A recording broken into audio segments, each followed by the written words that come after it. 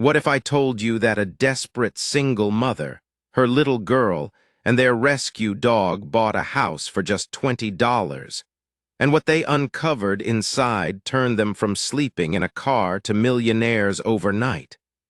That's not a fantasy. It's the true story of Sarah Mitchell, her 8-year-old daughter Mia, and their loyal dog Buddy. On a freezing night in a McDonald's parking lot, Sarah scrolled her cracked phone screen, searching auction listings while her daughter curled up in the backseat of their old Honda Civic, clinging to Buddy like a teddy bear. They had been homeless for months after Sarah lost her job, and every property she found was either too expensive or required money she didn't have. But one listing looked almost like a prank. A one-bedroom condemned house, starting bid $20, no reserve, auction ending in 6 hours. With just $47.82 in her account, Sarah hesitated, knowing she could barely afford the gas to drive there if she won. Still, something inside pushed her forward. With a trembling finger, she tapped "Place bid." Hours passed with no competition, and at 8:15 in the morning, her phone buzzed with the unbelievable. She had just bought a house for $20. Mia, waking up groggy in the backseat, asked if they could go to McDonald's for breakfast, but Sarah had news even better. They finally had a place to call their own. The drive to Maple Street drained most of their remaining fuel, and Sarah braced for disappointment, expecting to find nothing but an empty lot or a cruel scam. Instead, the house stood exactly as advertised, broken, sagging, vandalized, looking more haunted than habitable. Yet as Mia whispered it looked like a haunted house, Sarah forced herself to call it home. With Buddy bounding through the overgrown weeds, they stepped inside. The front door creaked open to reveal a space that was both worse and better than she imagined. Filthy, abandoned, but still intact. A fireplace with dusty bricks, warped hardwood floors, a tiny kitchen, and a single bedroom. For the first time in months, Sarah felt something rare: hope. They spent the day scrubbing and clearing, using dollar store supplies to carve out a space that was at least livable. By nightfall, they had unrolled sleeping bags on the least filthy patch of floor, lanterns flickering, and a tiny camping stove hissing with the warmth of noodles and canned soup. Mia snuggled into her sleeping bag, whispering, "This is so much better than the car," while Buddy curled loyally at her side. Sarah promised they'd make it a real home, unaware that Buddy had already sensed something buried in those floors that would change their lives forever. At dawn, Sarah woke to scratching, persistent, determined scratching near the fireplace. Buddy was clawing at the floorboards as if possessed. Mia stirred and joked that maybe there were mice, but Sarah noticed something odd. The boards looked older and looser than the rest. Kneeling down, she pressed against one, and it shifted. Together, mother and daughter pried it open, uncovering a hollow cavity. Inside lay a rusted metal box and several oilcloth-wrapped bundles, yellowed with time. Sarah's hands trembled as she pulled them free. Breaking the corroded lock, she unfolded fragile papers, elaborate certificates, embossed with official seals and ornate handwriting from the 1930s. Stock certificates, mining shares, land deeds, a ledger scribbled with notes about copper deposits and claims. Mia, wide-eyed, held up a deed that clearly mentioned land extending beyond their tiny house. Sarah's heart pounded as she realized these weren't worthless scraps. These were potentially millions in forgotten assets, documents so old and official they might still hold legal power. But were they real?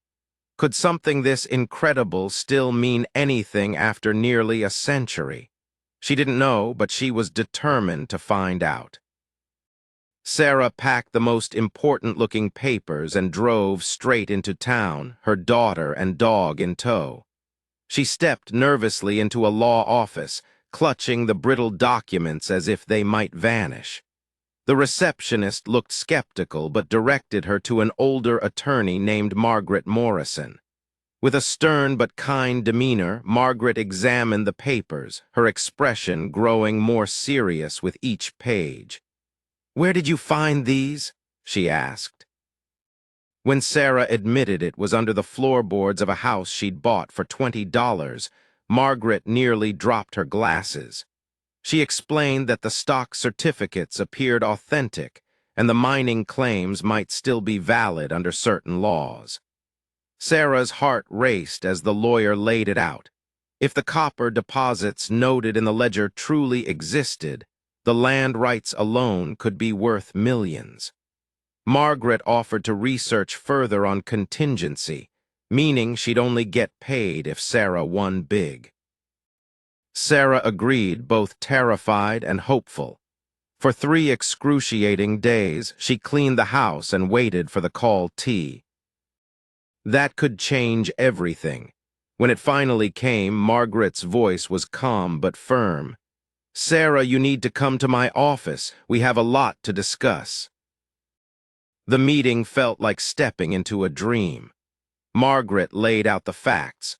The mining company from the 1930s had been absorbed into a modern corporation, and Sarah's certificates converted into thousands of shares worth over $140,000 today. But that was just the beginning. The mining claim, covering 160 acres, including her property, was still linked to copper deposits that had never been tapped. Preliminary surveys confirmed the deposits were real, and based on current copper prices, the claim could be worth between $15 and $25 million. Sarah's mind reeled. From a $20 bid to tens of millions, it was incomprehensible. But there were complications. Distant heirs of the original claimant had already filed challenges, claiming rights to the fortune.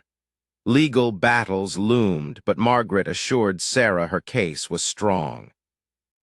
Signing a contingency agreement, Sarah braced herself for a fight that would stretch months, maybe years. Still, she couldn't ignore the feeling in her gut. Life had already changed forever. The months that followed were a whirlwind of courtroom drama, news cameras, and headlines that spread nationwide. Homeless mother buys $20 house, finds millions beneath floorboards.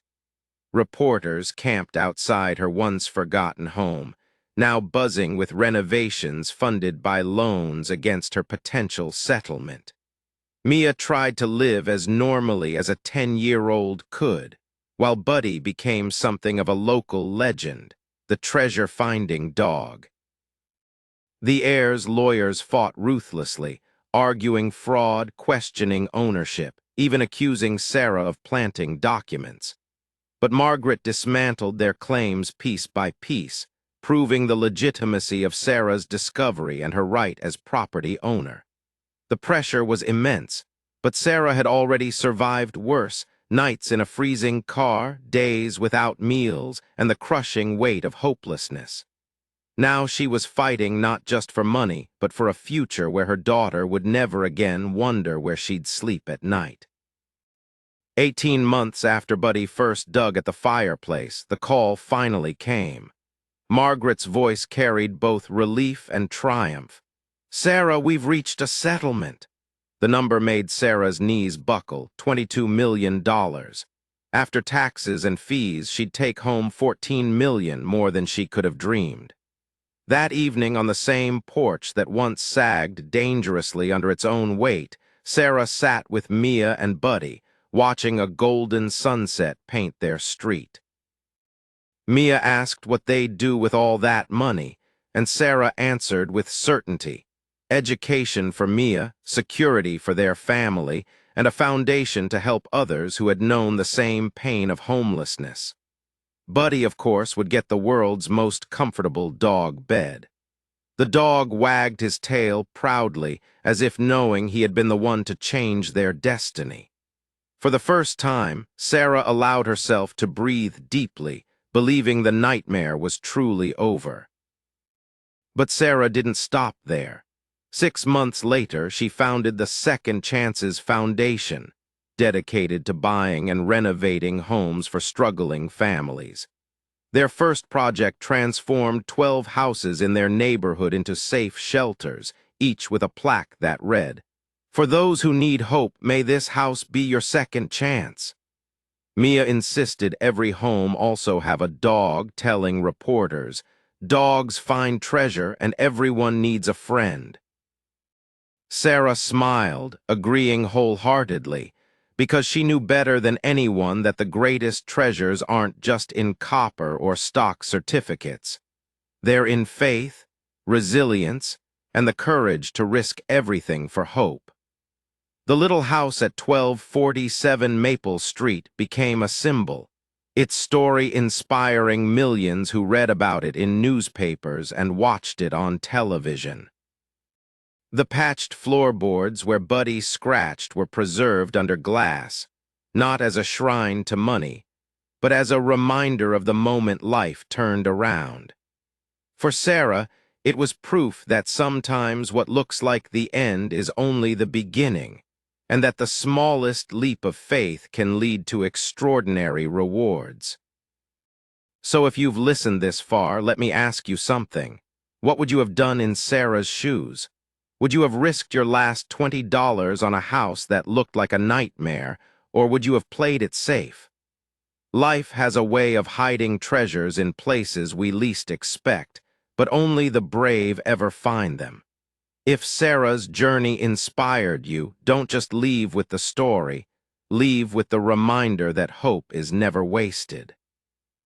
And if you enjoyed this story, make sure to hit the subscribe button, give this video a thumbs up, and share it with someone who might need the reminder that no situation is ever hopeless.